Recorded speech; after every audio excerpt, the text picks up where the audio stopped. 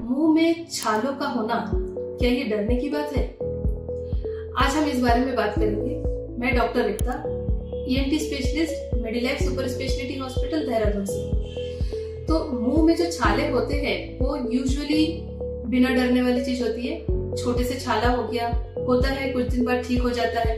ऐसे छालों से हमें नहीं डरना चाहिए। ये जो छाले हैं 0.5 to 0.5 सेंटीमीटर, सेंटर पे व्हाइट सा बेस होता है, surrounding by red rim, but ये हाईली पेनफुल छाले होते हैं। ये कई बार लिप्स पे, बकल म्यूकोजा में, जीभ के नीचे, टंग के आसपास हो जाते हैं, तालू पे भी हो सकते हैं। ये अधिकतर होते हैं पानी की कमी से, विटामिन की कमी से, कॉन्स्टिपेशन से, इस तरह के केसेस में। तो ये एफ्थस अल्सर कहलाते हैं। ये अपने आप से हील हो जाते हैं। कुछ दिन अपना हाइड्रेशन मेंटेन करेंगे, विटामिन सप्लीमेंट वगैरह देंगे तो ठीक हो जाते। तो ऐसे छालों से तो हमें नहीं डरना चाहिए। लेकिन अगर हमारे मुंह में कुछ ऐसे छाले हो गए हैं जो कि 15 दिन, 1 महीना से ज्यादा हो गया ट्रीटमेंट लेते हुए, पानी काफी पी लिया, दवाइयां भी खा के देख ली, पर ये नहीं जा रहा है, इन छालों के लिए हमें जरूर चिंता करना चाहिए। कहीं ये कैंसर की शुरुआत ही तो नहीं है। ये देखने के लिए हमें सबसे पहले तो अपने निकटतम ईएनटी स्पेशलिस्ट से सलाह कर लेनी चाहिए। ईएनटी स्पेशलिस्ट आपके इन छालों को पहले तो आईज से ऑब्जर्व करेंगे, उसके अलावा उनको छू करके देखा जाता है उनकी कंसिस्टेंसी कैसी है। ऑन पाल्पेशन यदि वो कोई इंडुरेशन तो नहीं है उसमें, तो कई बार देखने पे, छूने पे ही डॉक्टर समझ जाता है कि ये कैंसर होने की संभावना तो नहीं है।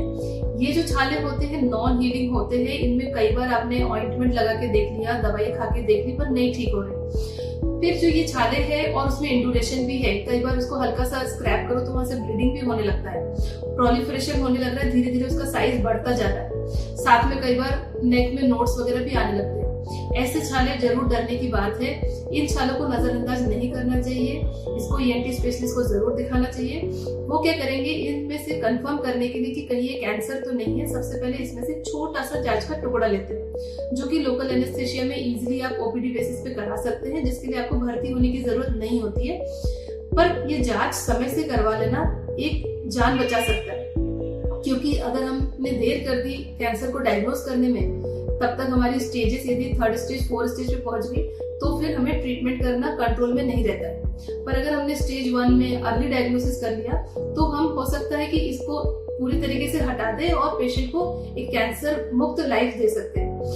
तो अर्ली डायग्नोसिस के लिए छोटा सा टुकड़ा लिया जाता है, बायोप्सी कहलाता है, जो लोकल एनेस्थेशिया में हो जाता है, जिसको कि पैथोलॉजिस्ट अपने उसमें माइक्रोस्कोप में देखते हैं। और अगर उसमें कैंसर के सेल पाए गए तो फिर फर्दर ट्रीटमेंट में पेशेंट को सीटी स्कैन, एंडोस्कोपी आदि जो जांचें जरूरी है वो कराई जाती है, और उसको प्रॉपर लाइन से ट्रीटमेंट दे करके एक कैंसर से बचाया जा सकता है। या अगर कैंसर हो भी गया है और अर्ली डायग्नोसिस हो गया, तो उसका सही समय से ट्रीटमेंट करके पेशेंट को एक बेटर लाइफ दी जा सकती है। दूसरे जो छाले हो सकते हैं वो मुंह में कई बार गाल पे व्हाइट कलर के पैचेस, व्हाइट कलर के लीजन्स होते हैं, जो लाइकेन प्लैनस भी हो सकता है, या फिर ल्यूकोप्लेकिक पैचेस हो सकते हैं। अब ल्यूकोप्लेकिक पैचेस जो है वो असल में कैंसर नहीं है, लेकिन बाद में जाकर के वो कैंसर बन सकते हैं। इस तरीके से लाल रंग के पैचेस एरिथ्रोप्लेकिया कहलाते हैं, ब्लैक कलर के पैचेस मिलेनोप्लेकिया कहलाते हैं। ये सारे जो है ये प्री कैंसरस वाले सिम्टम्स है। उसमें से जांच का टुकड़ा लेकर के देखने पर पता चलता है कि उसमें कैंसर है कि नहीं, या ये आगे जाकर के कैंसर बन सकते हैं। तो इनमें आपको क्लोज ऑब्जर्वेशन में रहना पड़ता है।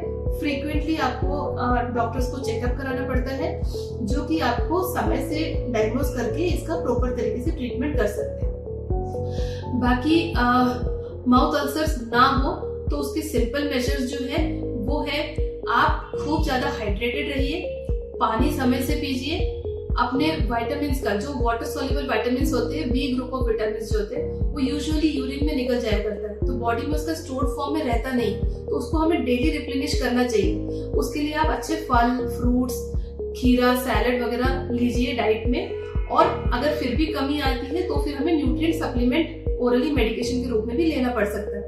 छोटे छोटे जो अल्सर है, एफ्थस अल्सर जो बार बार होते हैं, वो कई बार ऑइंटमेंट लगाने से, विटामिन सप्लीमेंट लेने से और पानी हाइड्रेशन लेने से ही ठीक हो जाता है। बाकी आपको अपने कॉन्स्टिपेशन ना हो उसके लिए ध्यान देना चाहिए।